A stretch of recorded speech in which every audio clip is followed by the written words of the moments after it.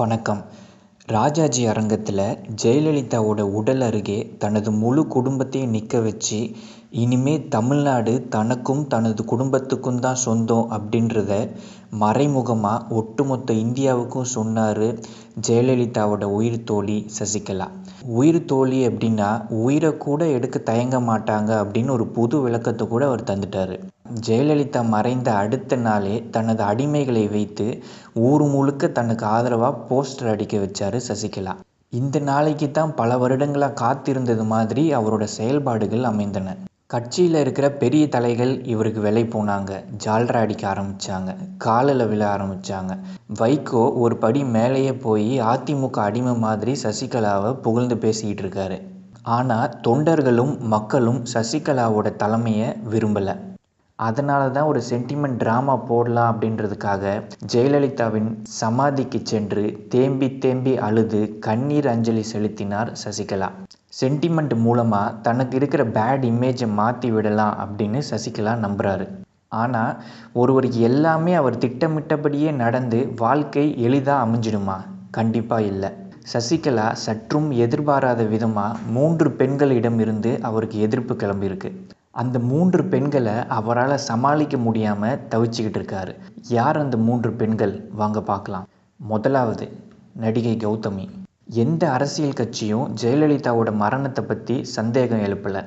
ஊடகங்களும் அதை பற்றி பேசாமல் சசிகலாவை எப்படி பொதுச் செயலாளர் ஆக்கலாம் அப்படின்றதுல தீவிர கவனம் செலுத்த தொடங்கிட்டாங்க. சமூக வலைதளங்களில் மட்டுமே இந்த மரணத்தை பற்றிய கேள்விகள், சந்தேகங்கள் எழுப்பப்பட்டு வருது.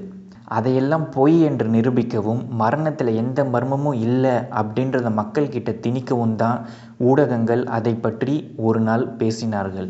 இந்த நிலையில் 2 சினிமா பிரபலங்கள் இந்த மரணத்தில் சந்தேகம் இருக்குது அப்படின்னு சொல்லியிருந்தாங்க. ஒருத்தர் மன்சூர் அலிகான், இன்னொருத்தர் கௌதமி. மன்சூர் அலிகான் அவர்கள் எப்போவுமே தன் மனசில் பட்டதை யாருக்குமே பயப்படாமல் பேசுவார். அதனால் அவருக்கு பின்னாடி யாரும் இருக்கிற மாதிரி தெரியல. ஆனால் நடிகை கௌதமி அப்படி இல்லை. அவருக்கு பின்னால் இருந்து பேச வைக்கிறது பிஜேபி. ஜெயலலிதா மரணத்தை பற்றி சில கேள்விகள் இருக்குது, அதுக்கு பதில் அளிக்கணும் அப்படின்னு பிரதமருக்கு கடிதம் எழுதினார் கௌதமி. பிரதமர்கிட்ட இருந்து இன்னும் பதில் வரல. சசிகலா எப்போவுமே தன் கட்டுப்பாட்டில் இருக்கணும் அப்படின்றதுக்காக பிஜேபி செய்த ஏற்பாடு தான் இது. ஒருவேளை சசிகலா மத்திய அரசிடம் எதுக்காவது ஒத்து போகலை அப்படின்னா கௌதமியை மீண்டும் பேச வைப்பார்கள். கௌதமி முதல் கடிதத்தில் கேள்விகள் மட்டுமே கேட்டிருந்தார். அடுத்த கடிதத்தில் சந்தேகம் இருக்குது அப்படின்னு அடுத்த கட்டத்துக்கு போயிடுவார்.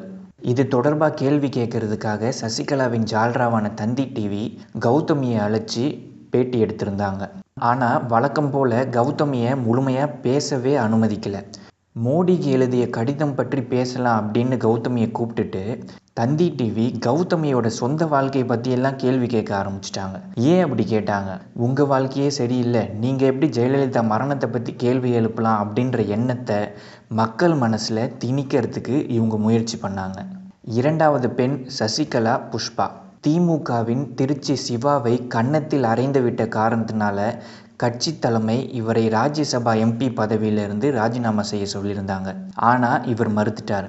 அதுக்கப்புறம் பாராளுமன்றத்தில் பேசிய சசிகலா புஷ்பா ஜெயலலிதா தன்னை அறைந்து விட்டார் என்றும் பெண்களுக்கு நாட்டில் சுத்தமாக பாதுகாப்பே இல்லை அப்படின்னும் கண்ணீர் மல்க பேசியிருந்தார். ஜெயலலிதா மருத்துவமனையில் இருக்கும்போது ஜெயலலிதாவோட சிகிச்சையில் மர்மம் இருப்பதாக அவர் சொல்லியிருந்தார்.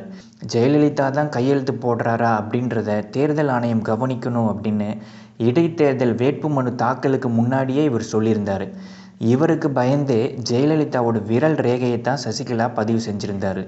அதிமுக தலைமையுடன் ஏற்பட்ட பிரச்சனைக்கு அப்புறம் இவர் டெல்லியில் தான் தங்கியிருக்காரு. இவர் மீது தமிழக அரசு நிறைய வழக்குகளை போட்டது. இதிலிருந்து இவரை காப்பாற்றுறதுக்காக பிஜேபியோட சுப்பிரமணிய சுவாமி தான் உதவி செஞ்சுக்கிட்டு இருக்காரு. அதிமுகவில் இருக்கிற அதிருப்தி எம்எல்ஏக்களை இவர் மூலமாக தன் கட்டுப்பாட்டில் பிஜேபி வச்சுருக்காங்க. சசிகலா பிஜேபியின் கட்டுப்பாட்டை மீறி செயல்பட்டால் சசிகலா புஷ்பா தலைமையில் அதிமுக அதிருப்தி அணி வெளியில் வரும். அதிமுக ஆட்சி கலைக்கப்படும் அப்படின்னு பிஜேபி மிரட்டுவாங்க.